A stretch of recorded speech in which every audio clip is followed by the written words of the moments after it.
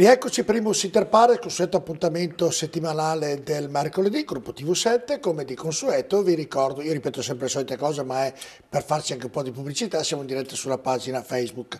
Ospite di questa sera è il sindaco di Padova Sergio Giordani, abbiamo già parlato praticamente, abbiamo anticipato quello che dobbiamo parlare e abbiamo anticipato anche la scaletta perché abbiamo parlato di commercio e di parcheggi. Allora iniziamo, i soldi del tram sono arrivati, sono stati stanziati, quindi bisogna iniziare i lavori. Andiamo a vedere il servizio e poi ne parleremo con il sindaco. Questione di ore o al massimo di qualche giorno per l'arrivo dell'attesa firma da parte del Ministero delle Infrastrutture e dei Trasporti della sottoscritta convenzione inviata dal Comune per la realizzazione della nuova linea del tram, destinata a collegare Volta Barozzo con la stazione passando per l'ospedale. Un atto burocratico al quale nel giro di una quarantina di giorni seguirà lo stanziamento del 10% del finanziamento, ovvero i primi 5 milioni e 6 entreranno nelle casse del Comune per essere utilizzati sia per la progettazione esecutiva della linea SIR 3 sia per avviare la gara europea per la costruzione vera e propria. L'obiettivo è che per la fine del 2019 tale progettazione sia in fase avanzata, potendo di conseguenza iniziare i lavori per la fine del 2020 e concludersi nella primavera del 2023. Ma intanto rimane da decidere l'ultimo tratto del percorso, ovvero quello compreso tra il nuovo ponte da costruire sul Bacchiglione e il futuro capolinea a Volta Barozzo ai piedi della tangenziale. 3 le alternative in ballo, tra cui si sceglierà attraverso un percorso partecipato tanto invocato dai cittadini. E mentre l'amministrazione pensa a richiedere i finanziamenti anche per la realizzazione della linea SIR 2 tra Ponte di Brenta e Chiesa Nuova, la cui scadenza per la domanda è fissata a settembre, c'è chi addirittura propone come alternativa più vantaggiosa alla SIR 3 una linea che colleghi la stazione alla zona industriale.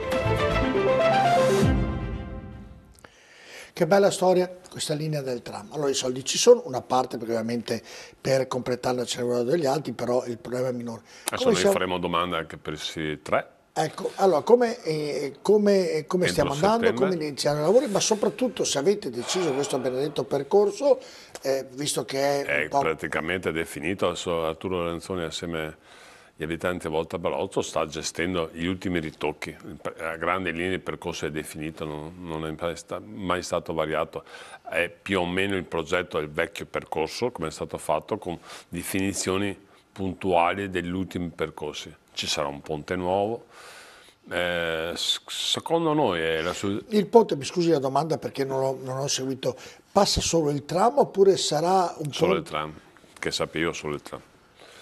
Sappia io, che non seguo nei dettagli, ma penso sia solo riservato al tram esclusivamente.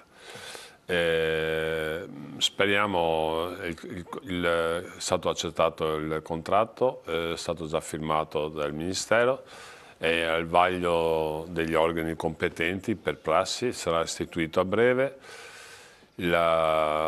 Cerchiamo di partire il più presto possibile con gli lavori, cercare di dare meno impatto possibilmente.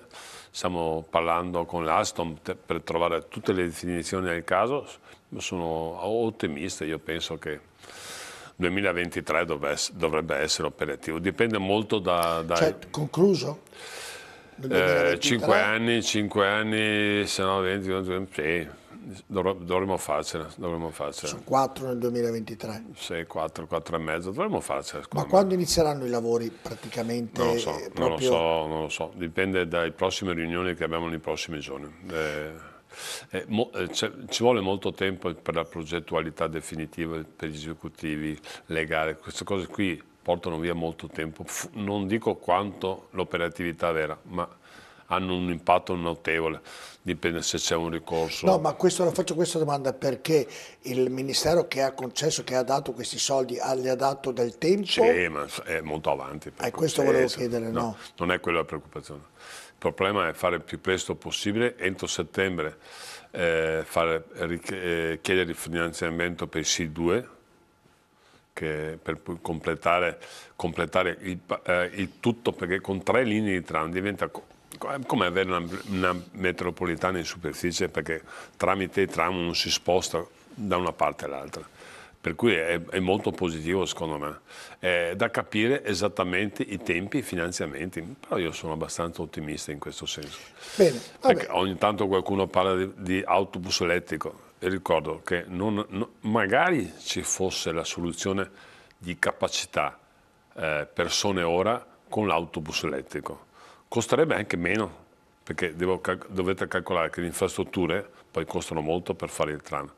Ma oggi non c'è un tram che ha una capacità, non c'è un autobus elettrico che ha capacità come un tram, per cui vorrebbe dire mettere tanti autobus elettrici uno dietro l'altro, perché oggi si può fare con corsia vicolata solo 18 metri e non 24 metri come in Europa. Una cosa sentita, per esempio, a me personalmente il tram piace molto, ma io parlo con qualcuno non piace, lì ognuno la vede della propria maniera. Io vedo che ha un successo tremendo, è sempre strapieno. È sempre pieno, è vero, io vedo così, però tanti perché ha un vantaggio, è puntuale, è veloce e puntuale. Certo, assolutamente. E si viaggia con qualità. Assolutamente d'accordo. Se in virtù del tram è ovviamente un altro tema di discussione per quanto riguarda la città dove lei è il primo cittadino, è ovviamente la ZTL e i parcheggi che dovrebbero nascere. Questa Prandina, fra l'altro oggi ci sono state depositate delle firme, 800 firme, andiamo a vedere il servizio per quanto riguarda il servizio della ZTL e poi ne parleremo con il sindaco.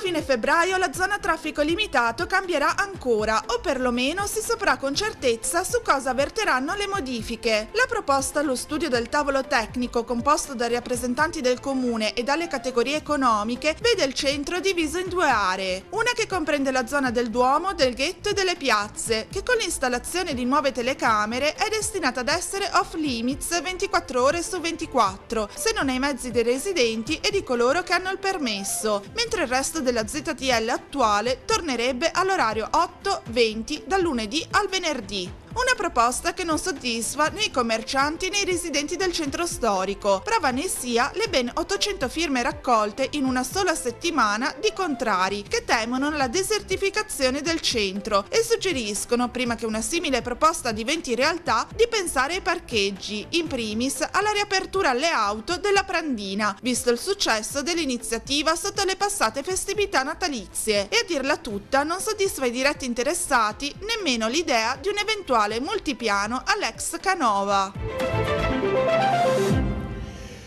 Allora, le faccio una domanda, io mi domando, sindaco, lei è stato bravo a far sì che nella Prandina nel periodo natalizio fosse momentaneamente aperta, chiedendo ovviamente i permessi a chi di dovere, e ha avuto un successo strepitoso. Ma io mi domando, ma se una cosa ha avuto successo, ma perché non si deve ripetere? Perché ci sono mille problematiche, la burocrazia, tutto quello? Ma il sindaco non può dire fermi tutti, abbiamo avuto successo. Si continua a fare, le chiederemo provvisoriamente finché non abbiamo i permessi con lo scambio, con via Anelli, via discorrendo, però si impone e la fa. Visto che ha avuto successo, mi sembra andare contro delle cose che lei poi è uno pragmatico, è uno deciso in queste cose. Non riesco a capire perché la Prandina, che è uno dei parcheggi che è vicino al centro e che è come si può dire, molto sentito dai cittadini, anche se magari ce ne sono altri che sono più funzionali, però accontentiamo i cittadini, se si può fare i commercianti. Sì, non sono contrario, stiamo analizzando le cose. Allora,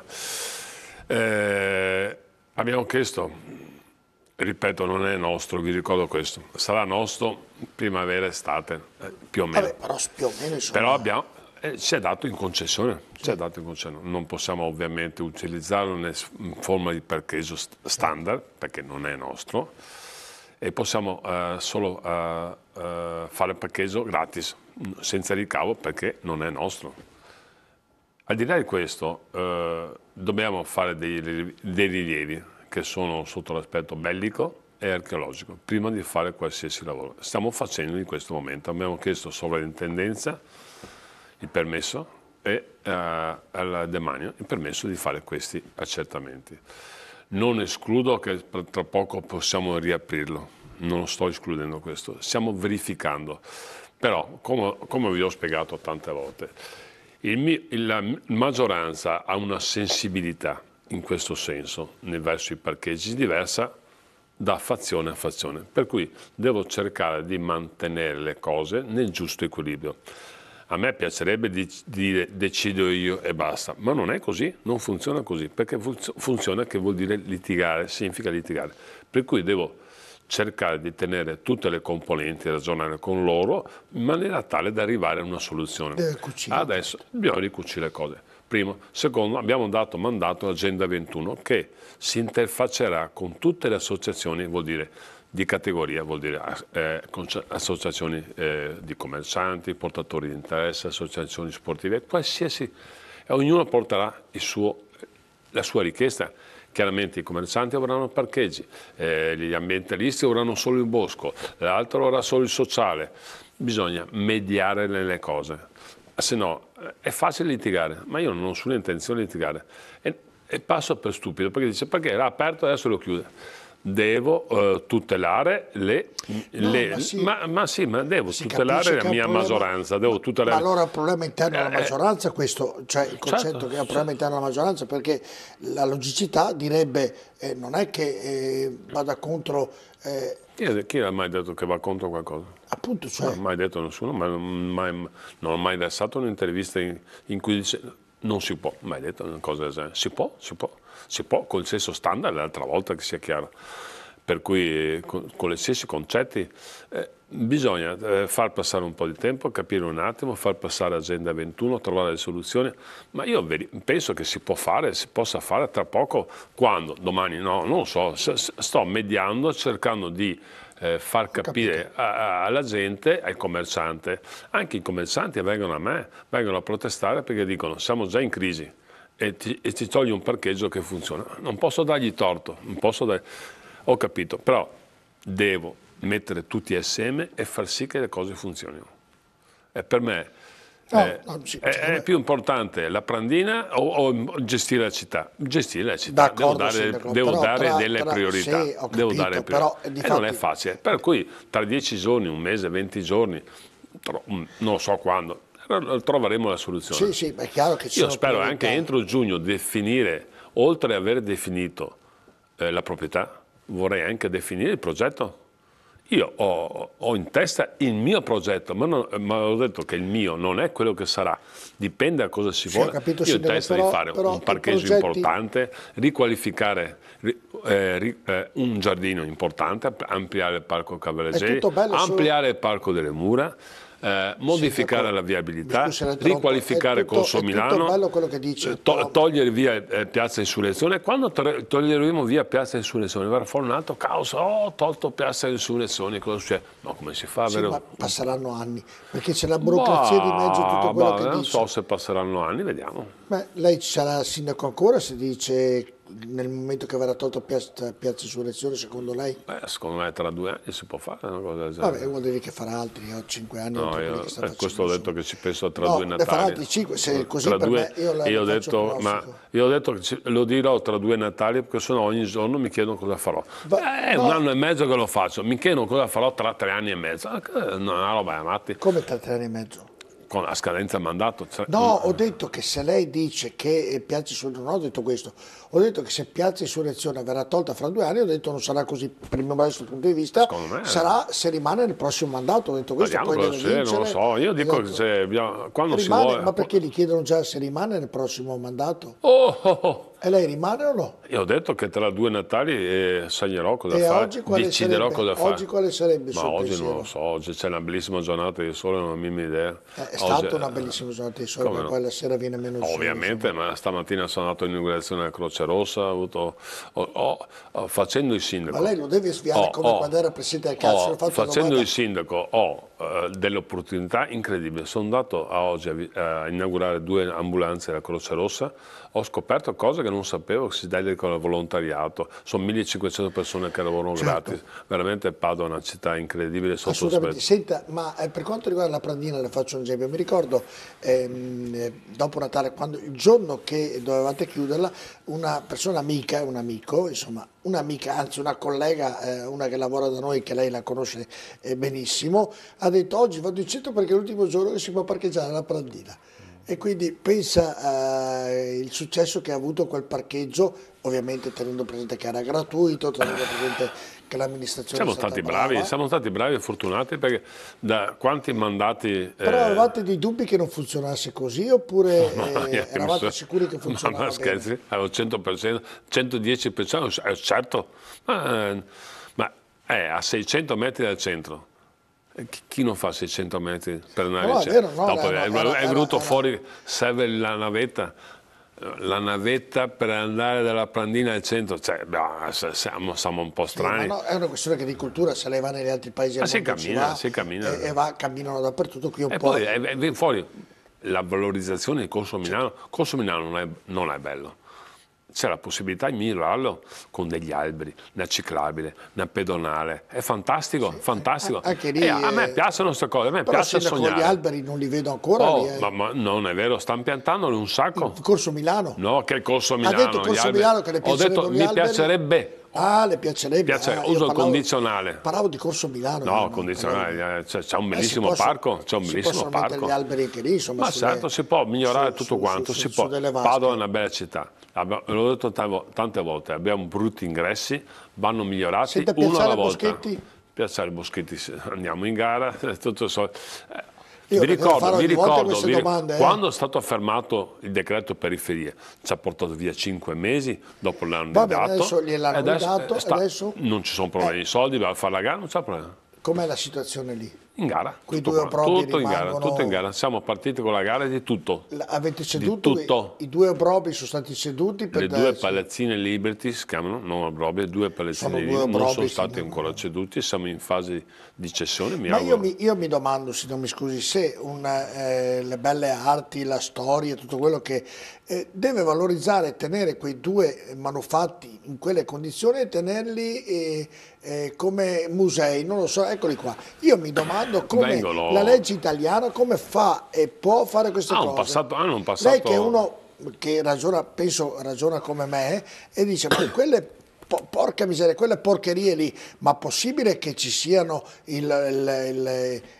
come si dice, l'obbligo da parte delle belle arti di mantenerle via La scorrendo? sovrintendenza al suo tempo ha messo un vincolo e il vincolo va Ho rispettato. capito, ma io mi domando, la legge italiana, ma non può vedere come può far dire, io non riesco a capire, mi scusi se mi altero un po', Ci ma sono fare delle logiche di sovrintendenza in cui c'è un'ottima collaborazione. ma devo dire. potrebbero esserci anche delle logiche che in centro a Padova vedere due obbrobri così è offensivo nei confronti della città. Quando saranno strutturate completamente saranno due palazzine D'accordo, bellissime. però mi scusi sindaco se mi protraggo in questo ragionamento. Queste due palazzine sono così da 30 anni, è un obbrobrio nei confronti della città vedere all'ingresso della città due porcherie del genere. Io dico le belle arti non possono dire ma avete ragione, sistematele, togliamo via il veto che c'è, perché come dice lei è anche vero che sono due obbrobri. Vengono ristrutturate. Ma sono 30 anni che sono così per via delle Ho belle capito, arti. verranno sistemate nei prossimi Ma anni. che roba? Fra Ma quanto? verranno fuori molto belle alla fine. Sì, C'è ma un bellissimo io progetto. sono sicuro che verranno fuori, però fra quanto? Io penso in 2 anni, 2 anni e mezzo. Tutto quanto? No, parlo del parco Tito Livio adesso. Io parlo di quelle due. Dovrebbe essere più o meno negli stessi tempi. Fra 2 anni e mezzo 2 o 3 anni, io sì. noto tutto perché fra 2 anni e mezzo avremo tutto a posto, Corso Milano, la Prandina. Io sono ottimista. No, io siccome ho la fortuna di conoscerlo, Io sono lei sarebbe ottimista. Io sono ottimista. Cioè, sono cose. lei sarebbe che quelle cose lì. Io mi arrabbio con me stesso perché siamo lenti. E quando una volta ho detto siamo lenti, qualcuno ha detto c'è crisi di maggioranza. Che mi arrabbio con me stesso perché per fare le cose ci vuole una vita. Certo, è Purtroppo è così. La vero. burocrazia italiana è una cosa incredibile. conoscendo- E poi c'è sempre la Corte dei Conti, il danno erariale e non si può fare questo, bisogna fare l'altro. Veramente. No, è vero, ma conoscendo lei che è rapido nelle decisioni, pronto via, si fa, si disfa, e vedendolo che io lo so che lei vorrebbe farlo Però in la 2 macchina, anni. vi garantisco che la macchina comunale sta rispondendo, nel senso a queste sollecitazioni. Sta un po' alla Sta un volta po' cercando velocizzando. di capire. È come la fibra. Non è male. È come sì. la fibra, anche È come la l'amministrazione, fibra. la fibra ottica dove arriva più in velocità. Senta, invece, per quanto riguarda lo smog e il conseguente blocco delle auto per inquinamento, si parla di spostare le centraline dall'ARPA, dall'Arcella alla Mandia, com'è la situazione? Perché lì è anche responsabile anche della salute del cittadino. Certo. Ho avuto modo di parlare con l'ARPA l'altro giorno con i dirigenti, è per legge che lo spostano, no perché un desiderio del sindaco o dell'assessore Chiara Gallani. Per legge dopo 5 anni vanno spostate e verificate. Stanno spostando il Parco Iris in 2 o 3 posti, insomma, il Parco Iris mi ricordo, in altri 2 posti, fanno i test, verificano qual è la situazione e dopo decidono loro, noi non decidiamo niente, è l'ARPA che decide le situazioni. Per cui può essere che le prossime centraline siano posizionate in un posto diverso.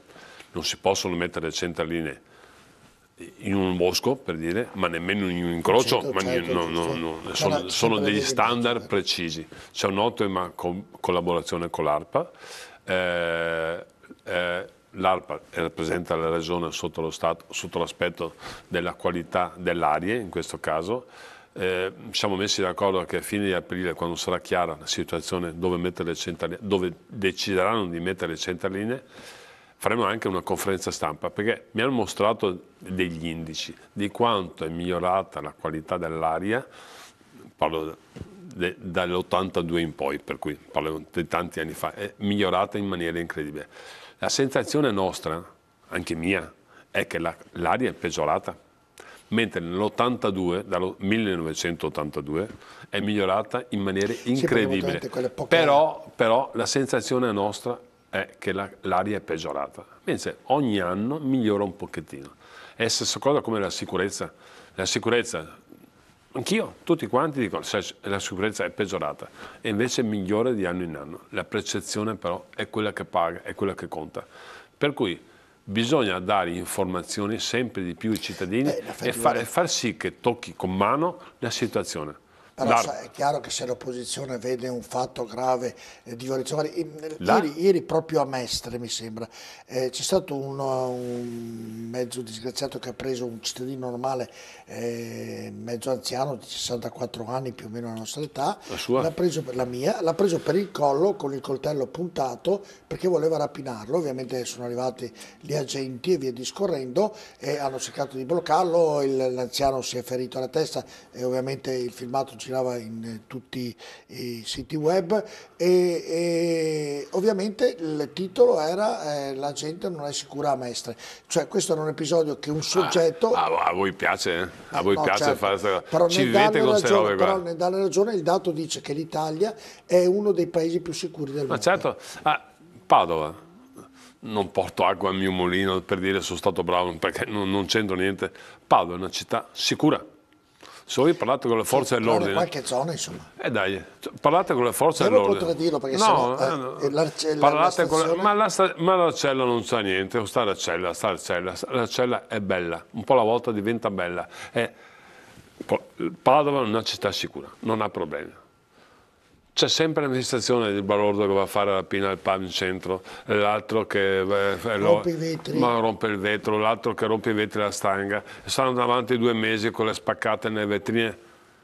Non dico che bisogna abituarsi, ma questi fenomeni continueranno sempre. Bisogna contenerli. Stiamo mettendo telecamere a Iosa. A marzo saranno definite, installate tutte. Avremo possibilità di controllare cosa è successo, perché non è che faccia tanto prevenzione, controllare cosa è successo.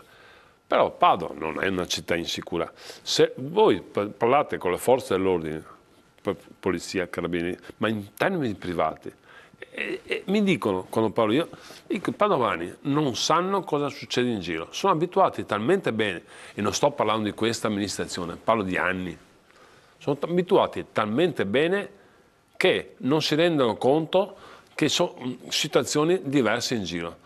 È giusto che i padovani siano abituati bene. Certo. Mi alzano l'asticella della sicurezza, hanno ragione. Per cui c'è quello che mette la vigilanza privata, c'è la vigilanza, i gruppi di quartiere che fanno vigilanza. Io capisco tutto quanto e il cittadino ha ragione di sentirsi insicuro. Dove si sente insicuro? Cerchiamo di fare il massimo in collaborazione con Guardia di Finanza, Carabinieri, Polizia di Stato, Polizia Locale, telecamere, cani antidroga. Purtroppo abbiamo non faccio per fare politica. Decreto Salvini. Chi vince le elezioni ha tutto il diritto di fare quello che vuole, perché esiste la democrazia. Il decreto Salvini ha tolto l'aspetto umanitario. Di conseguenza noi ci troveremo circa da adesso a giugno-luglio con circa 1 migliaio di persone che non sono fantasmi, sì, non però, sono nessuno. Scusi un attimo, non sono nessuno. Bisogna raccontare bene la storia, perché bisogna anche tenere presente che l'amministrazione precedente dell'Italia l'aveva un po' esagerata per gestirla male. Tutto vero. E ha stancato il cittadino e per forza di cose... No, non facciamo confusione. Io dico solo, questo decreto porterà a Padova 1.000-1.200 persone irregolari che non sanno dove mangiare, dove andare a dormire, dove vestirsi, per cui vuol dire che aumenta microcriminalità, aumenterà il disagio, aumenteranno gli spacciatori, aumenteranno i furti. Questo è sicuro, qualsiasi forza dell'ordine vi conferma. Ma se è clandestino? Si prende? Ma qualcuno ha detto li porto tutti a casa? Non porta a casa nessuno? Questo è il problema. Io accetto tutto quanto. Sono 600.000 persone, sono 600.000 ministero, 600.000 persone. Se queste 600.000 vanno a casa, niente da dire. Tralascio aspetti umanitari, religiosi, sanitari, parlo solo di sicurezza. Queste 600.000 persone, secondo il decreto Salvini, dovrebbero andare a casa. Non vanno a casa perché non le vuole nessuno, non sanno dove andare, non sanno a che nazione riferirsi, non esiste quello che porta in Libia, non è possibile. Posso dare atto che la gestione dell'immigrazione precedentemente non è stata fatta bene, per quello abbiamo questi problemi. Do atto a questo io. Certo. Ha fatto arrabbiare la gente. E capisco la gente, però adesso siamo in una situazione che dopo mi vengono a parlare che la sicurezza è diminuita perché col decreto Salvini l'ha diminuita. Che sia chiaro, 1.000-1.200 persone che non ci sanno, diventano fantasmi. Per cui vuol dire che vengono in centro, dormiranno sotto il portico, spacceranno, prostituzione. Ma se sono irregolari possono essere messe... Dove? No, chiedo, a casa loro? Chi è che li porti? Il comune di Padova. Il ministero ha detto che li porta a casa, nessuno vede niente. Ma per il momento non c'è questa situazione a Padova, non mi sembra di vederla. In crescendo, man mano che chiudono i centri di accoglienza, aumenta questo. E secondo lei qui a Padova sono aumentati? Stanno aumentando. Non ho questa percezione, magari ha ragione lei, non ho questa percezione. No, magari ho ragione io, che è diverso. È difficile. È così, ma è un fatto tecnico. Questo non è politica. Non è politica. Io capisco, chi vince le elezioni dice, per me si fa così, benissimo. Vabbè, dico solo, troveranno una soluzione, presumo o no. L'ANCI ha chiesto una soluzione, certo. Non abbiamo ancora risposta. Va bene, seguiremo ovviamente con molta attenzione anche questo argomento che ci ha detto il sindaco oggi, perché sarebbe... Ma non è novità di oggi, un mese fa, certo, abbiamo parlato all'ANCI, abbiamo fatto... No, se aumentano come stai dicendo diventeremo un grosso problema e quindi sarà motivo anche di approfondire questa tematica. 1.200 persone sono Padova e provincia, certo, Padova e provincia, sì.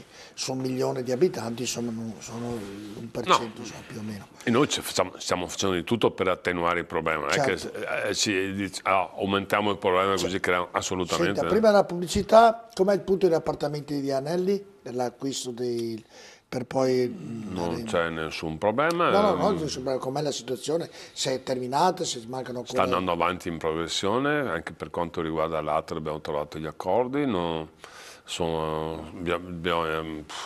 c'era un mese e mezzo, sotto l'aspetto operativo, sta andando avanti tranquillamente, abbiamo trovato una situazione che non sapevamo, 2 centrali Enel all'interno, almeno io non conoscevo. Ancora prima perché poi rientro, voglio parlare della fiera e poi anche della Queste centraline Enel ci creano 2 piccoli problemi in termini di tempo, nel senso che non possiamo abbatterlo ovviamente perché danno energia a tutta la zona, dobbiamo fare in collaborazione con l'Enel, fare 2 centraline nuove e dopo possiamo abbattere tutto. Certo, senti, invece per quanto riguarda lo stadio, Bonavini è stato a Roma, poi si è visto appunto con il presidente Bonetto. Com'è la situazione per quanto riguarda lo stadio?